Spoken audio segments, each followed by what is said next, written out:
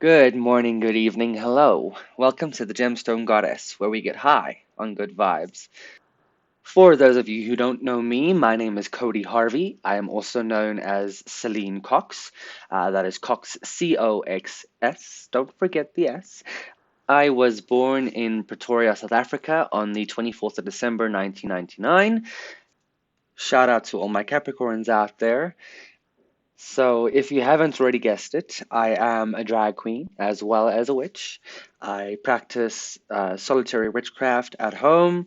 I dabble in astrology, Reiki, tarot, kitchen witchery. I do love to cook food and I do love to bake, so sprinkle a little magic in there whilst I'm at it, why don't I?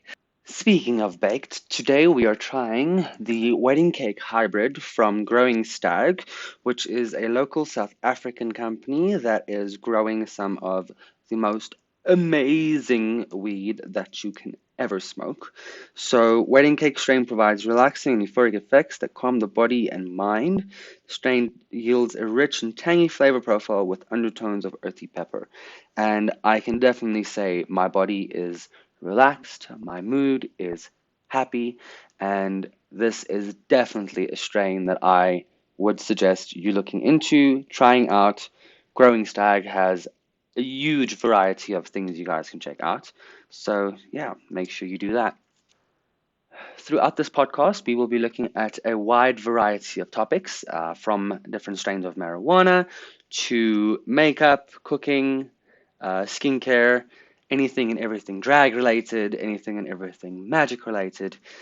If there's anything that you specifically would like more information on, anything that sounds interesting, that stands out to you, please do reach out to me. And yeah, we can work on something and share it with the world. I have been practicing my craft for about the last 4 years publicly now. But as a younger child, I definitely was into all the ooky spooky stuff and into magic and all of that. Thank you, Wizards of Waverly Place and Harry Potter. And I've been doing drag since the end of 2018, but professionally, I've been doing drag since the end of 2020. Obviously, you need to start somewhere, bedroom queen, and then as you start building your confidence and building your brand and figuring out who you are, moving out into the world, into the clubs, taking drag serious as a performer and as an artist. And I must say, I am very thankful for the clubs in the areas that have been allowing us to express ourselves and that have been a safe space for us to explore who we are as gay, queer people. Um, Anyone of the LGBTQ plus can be a drag queen, and this is something that I've now recently been experiencing a lot more with requests coming in from people all over Instagram asking, can they do drag? Can they start drag? They are a female who wants to do drag. Are they allowed to? And it is sad to think that this president has been set up that only gay men can do drag, and I'm very glad to see that it's being broken down and you transgender people are doing drag. I mean, look at Gottmik, look at Sonique, look at Vanessa Van Cartier, the Holland season 2 winner. Just it's amazing to see how the art form of drag has been evolving, especially thanks to RuPaul's Drag Race that first aired in 2009, and seeing the way that drag has evolved and grown over these years. I only started watching Drag Race in 2018. The first season that I watched was season 6 with Bianca Del Rio. And I must say that if it wasn't for queens like Darian Lake and Adore Delano and all these queens that on camera kind of, showed they have self-doubt, showed that they are human, they are scared. That's what I love about this quote unquote reality TV is they do show emotions to a point, and it's amazing to know that, I'm not alone in feeling a certain way about myself, a certain way about my body, a certain way about my sexuality. I'm not the only person who has these doubts. And to have a show like Drag Race where they sit around their makeup tables and talk about how their family threw them out, or how accepting their families are, in the odd case where you have queens that have very accepting families, and that is so amazing to see. And as a younger gay child slash young adult, um, not having role models to look up to, not having someone to look up to, and then finding Drag Race, and now all of a sudden having tens of queens to look up to. Obviously, at season 6, there was, I would approximately say, under 100 queens, but as time passed, I would easily say there's at least 200 queens at the moment in the Drag Race franchise. And that to me is amazing.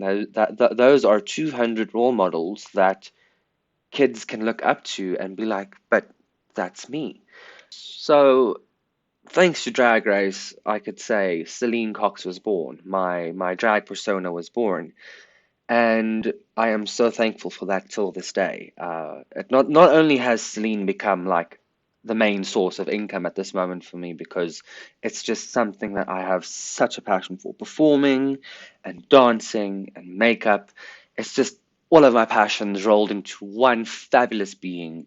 And I also now get to be that role model for people that are in the shoes that I was in. Well, that are in the shoes that I'm in, because I still to this day have self-doubt. I still to this day feel that I'm sometimes not good enough for what I do, or for what I'm trying to do. That's why this first podcast episode has taken so long to come out and to be done, because I always worry about what people think, or what people would think. And yesterday I watched the latest episode of the House of Herbie podcast. Shout out to Queen Herbie. If she ever hears this, I would literally live and die at the same time and resurrect. um, so, in yesterday's episode, it was about how to start. And it was just said that if you don't start, you're never going to start. If you keep sitting and wondering, okay, how am I going to do this? How am I going to start? You're just going to keep sitting and wondering, because you're always going to stay in your head. You're never going to go out and make the move unless you start. If you just sit down, press record, and start talking, exactly what I'm doing right now. I can't tell you how many times I've pressed record and stop, and I just realized to myself, stop stopping the recording. Just record. If something's wrong, go back and fix it. You can do that afterwards. Just get everything out. Once it's out, it's there. It's physical. Then it's no longer just a thought, or just a dream, or just a goal. It's physical. It's in this reality. It's manifested. So I need to express my gratitude for Queen Herbie. She is someone who has made it twice. If you know who Carmen is, then you will definitely know who Queen Herbie is. Carmen started out on YouTube a few years ago, and the first song that I heard of them, a cappella, uh, also got me into the a cappella music genre, something that I just feel is so interesting and intriguing. So that is definitely another episode. Anyway, back to the Queen. Herbie started doing her own thing after there was issues with her record label, and um, she really just said, you know what, fuck the people, I am the person, and she just did her own thing, and that is something I really look up to, and that's what made me realize that if I don't do it for myself, it's not going to happen. In yesterday's episode, they said they were sitting waiting for a record label, and if it wasn't for them choosing to do it themselves, watching a YouTube video, figuring out what they need to do, going to classes, doing the things. If it wasn't for that, they would still be waiting. And that is why I can proudly say, if it wasn't for yesterday's video that I watched, I would still be waiting to do this. So thank you to Queen Herbie. So that's also something that you need to keep in mind if you want to do drag, and if you want to explore who you are as a person. Just do it. Sit down, grab a pen and paper, and write down whatever comes to mind. I've recently been doing morning pages thanks to the suggestion of a book called The Artist's Way, written by Julia Cameron. And basically, what the morning pages are is in the morning, you wake up, you sit down, and you just have a stream of consciousness writing. Just write down whatever comes to mind. Uh, Also, in the book, it suggests if you can't think of something, write down. I don't know what to write. I don't know what to write until you think of something to write. And essentially, what this does is it allows you to write freely without any judgment from yourself. After a few days, and I can attest to this, after a few days, the first day I sat and I was like, okay, this seems ridiculous. What am I doing? Not today, this morning, I was literally my biggest cheerleader. After just a few days of doing the morning pages, I can say that I am allowing myself to write down what I think. I'm allowing myself to think what I feel and to put that into words. A lot of people are taught from a young age that it's wrong to feel feelings. As a man, you're not allowed to feel. It's wrong to feel as a man, then you're not a man. And you know what? I am here today to say it is needed to feel. You have to feel your feelings. You have to sit with your emotions and go through them and find out why you feel the way you feel, why you think the way you think. Um, 9 out of 10 times it is programming that we are given as a child, because your parents also don't always know exactly what's right. They didn't get a manual that tells them exactly what to do. So they're also just winging it. And as you get older, you start realizing that. You start realizing that the people around you are just winging it. They have no idea what they're doing. So now it's up to you to sit and relearn and readjust and recalibrate yourself to something that you believe. You need to sit and think to yourself, okay, I was taught A, B, and C. Does A, B, and C resonate with me? Do I feel that this is right? For example, I grew up in a household that wasn't very religious in the beginning, but somewhere along the line, we started going to church, and religion started becoming a big thing in the house. And that was a place where it was said that being gay is wrong. Being gay, you're going to hell. X, Y, and Z is wrong. You can't do this. You can't do that. You need to live a certain way. You need to do things a certain way. And at a younger age, I did find a website where they spoke of, witchcraft and magic and what it actually is. And essentially, witchcraft and magic isn't your standard religion. It isn't your set of rules that you have to follow, otherwise you're going to go to hell. What I found that witchcraft is, what I found that my craft is it's personal, it's personalized, it's something that connects me to the source, to the creator, to whatever you want to call it. Some people call it God, some people call it the great creator, some people call it the universe. I found that witchcraft, quote unquote, is just another way to reach what everyone else is trying to reach by forcing you to go to church on a Sunday and forcing you to tithe. And literally, I'm using the word force, it might be a harsh word, but that's the experience that I had. I was forced to go to church on a Sunday, even if I wasn't feeling well. Even if I was feeling down, and depression, and that is another topic. Depression's all in your head. It's not. Depression is actually something that physically makes you tired, and it actually brings you down. So that is another topic we'll discuss. But even on days where I wasn't feeling well, I would be forced to go to church. There was a day after I came out in 2015, after the church outed me in 2015, um, where I had a small bag of makeup and nails and that. I was just starting to practice makeup and playing with makeup and things like that. And the small bag was found, and it was the morning, and that afternoon I had an exam, a art exam that I was supposed to go do, 4 hours practical art. So basically, in that at that time, they gave us 24 hours to paint our painting. So 4 hours each day, divided into a certain amount of days. And on that day that my makeup kit was found, I was taken to church and I was prayed for and all these nice things. I was basically forced to miss my exam. So I don't have the best relationship with the church and with religion. So when I got onto feet and I found out that as an adult you need to take care of yourself. You need to make your own choices, self-discipline, self-motivate, self-regulate, self-feed, self-clean. Like everything as an adult, you need to do your bloody self.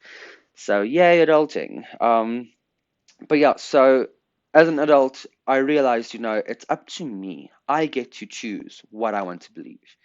You know, there are right and wrong choices. That is standards. You have your ethics, you have your morals. And in any religion, in any spiritual path, whether it's solitary or a coven or a bloody big religion that's been established now for the last 200 years, there are a set of rules. Okay. And those are basically your morals and your ethics. And I do feel that people that go and want to force their morals and ethics down your throat are kind of reflecting on themselves that they also aren't living to those ethics and morals. Every time someone points out to you, you're going to hell because you have tattoos. It kind of just, it's not about you, it's about them. It's like, what are they doing that, might be causing them to look at the faults that you're making? It's very funny because a lot of religions and a lot of things that I've now read, a lot of religious books or religious texts that I've read, most of the rules they have are the same. Most of the ideologies and parables, they're essentially the same. If you boil it down to the essence of what it means, they're the same. Don't steal, don't cheat, don't lie, don't do things to other people that you wouldn't want to have done to yourself.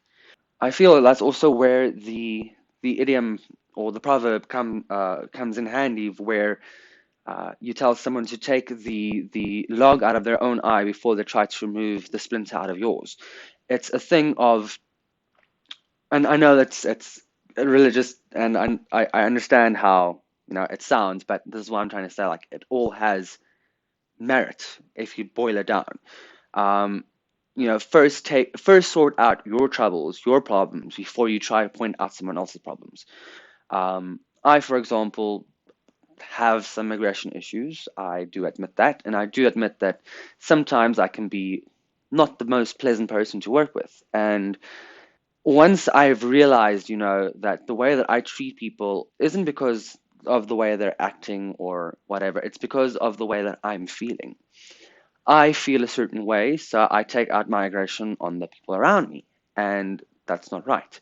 So that's where the thing comes in. Don't do something that you wouldn't want to have done to yourself.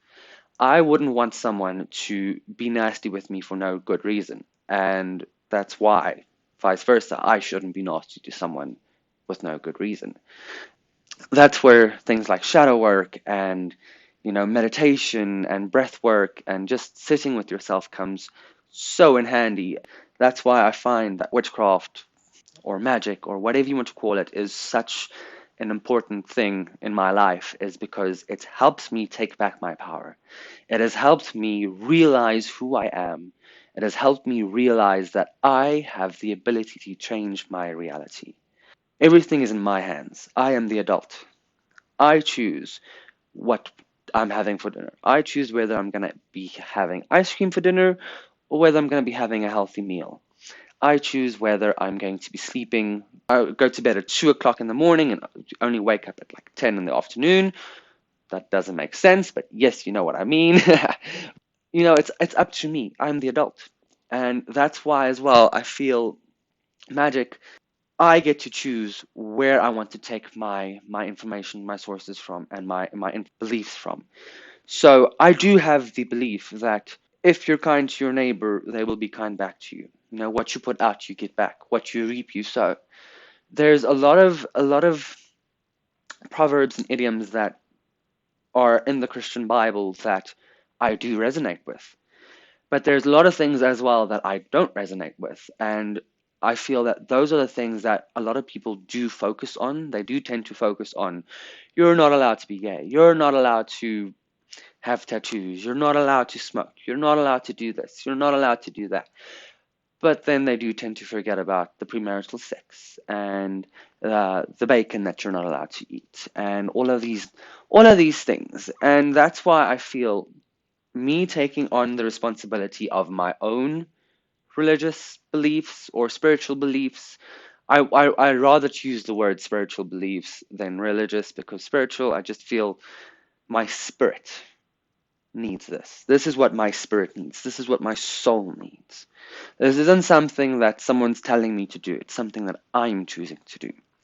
And I feel that's important, is as we go through this life, as we go into this new world, like, it's important to do what you want to do. And it's important to find your happiness, to take care of yourself. So we'll definitely be going into all of that throughout the podcast. And there'll definitely be episodes on TLC and things like that. So to keep an ear out for that. So where did my drag name come from? Celene is the primordial Greek goddess of the moon. And I've always loved Celine Dion's music, and the name Celine is just so pretty. So I decided Celine is going to be the name, and Cox we decided on because of a random name generator. It just randomly popped up, and it was COX, and I thought to myself, you know what? It would be cool if it had an S at the back, just to make it unique and different. And so that's where Cox comes from, Coxs. And if you put it together, Celene Coxs, if you say it quickly enough, it is kind of a pun on selling cocks. So I only realized that like freaking 3 months down the line after someone pointed it out to me. I was like, huh, oh, nice.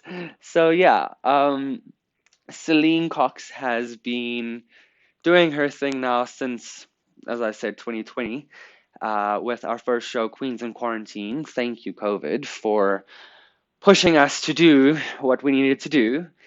And I can just say it's been an experience and an amazing journey ever since.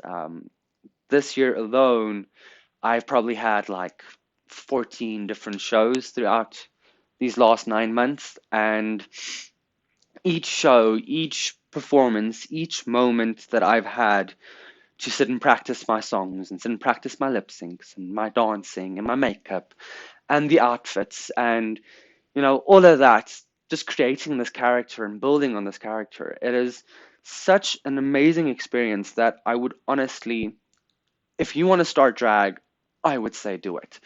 Um, there's a lot of videos on YouTube that you can definitely go watch. I started out by watching Trixie Mattel's videos. I thought her makeup was so out there and so freaking cool that I started by watching her videos. How does she get ready? What does she do? That's why they say if you want to become successful, look at what the successful people do. If you want to do makeup, look at what the makeup artists do. Go sit and have a look. What are they doing? Why are they doing this? Ask questions. If you know someone who's a makeup artist, go to them and be like, hey, can I shadow you for a day? If you're not too busy, YouTube is there. We live in the age of information, in the age of technology, in the age of YouTube. And it's just amazing. We can find whatever we want just by Googling. And yeah, I know you have your conspiracy people. Well, I wouldn't say conspiracy because I do know for a fact there's a few things that I've read online that I now can't find. So yeah, there is information censoring. I do believe in that, but most things, if you need the information, you'll be able to find it. Um, so yeah, just I would say if you want to start drag, if you want to start doing witchcraft, if you want to start making candles, if you want to start cooking, if you want to start baking, find a source that resonates with you, find a drag queen that you look up to, find an author whose books you like on witchcraft, find someone whose recipes you seem interested in if you want to start cooking. For example, Martha Stewart, love her to bits. Her recipes are some of the best, especially her desserts. Um, it's really, really worth it to go sit. Just take 30 minutes out of your day. Schedule an appointment with yourself. Go to your planner, go to your daily schedule. Schedule an appointment with yourself for half an hour or an hour to sit and research whatever your heart desires. And I promise you, just 30 minutes a day, not even a day, like 30 minutes every 3 days. The amount of information you accumulate after 3 days, after 6 days, after a month, you'll thank yourself. And it all starts by just starting. As Queen Herbie says, as all the famous people, all the rich people, all the successful people say, just do it. As soon as you start doing it, you won't be able to stop. And once you aren't able to stop, things will just get better and better as you go along. As the snowball effect starts, as you start accumulating fans and followers and information, things just start getting better. And I can definitely attest for that with my drag. I don't want to stop doing drag. Drag has definitely been the driving force through this last year. And yes, I do need to take my breaks. My body doesn't always love me after a night out or after a weekend's hard work, but that's where TLC comes in. That's where taking care of your body comes in. And if you do all those things and you do take care of yourself, I can promise you your hobbies and your things that you enjoy will just be so much more enjoyable. You'll be able to focus so much more on the song that you're performing if whatever you're stressing about isn't in the back of your head. That's also something that the morning pages has helped with. The other day I had a show, and just before the show, I sat down and I wrote down everything that was in my head, all the things that I'm scared is going to go wrong, all the things that might go wrong, all the things that could go right. There's two sides of a coin, things that could go wrong and things that could go right. And always try to balance it out. For every reason you write that something could go wrong, write a reason why something could go right. That is something that has helped me this last while immensely. So, yeah, so I did my morning pages before the show, and can I just say that I was so relaxed going into that show, knowing that I am ready for anything. I had this entire debate with myself. On paper, I'm okay, you know, and most of the time, once you see what you've written down, once you write it down, once you can see what's bothering you, you realize just how silly some of these things are. So I definitely would suggest taking a look at The Artist's Way by Julia Cameron. It is definitely a worthwhile book to read. You can find it on Amazon, anywhere your heart desires. I'm sure you can even find it in your bookshops or at a library. So yeah, I hope you guys enjoyed today's episode. Obviously, as things progress, we will have guests and specific information. So if there's anything specific you would like to hear me talk about, please do let me know. I will be trying my best to get episodes out every Wednesday. And yeah, have a blessed day. Merry meet, merry parts. Until we meet again.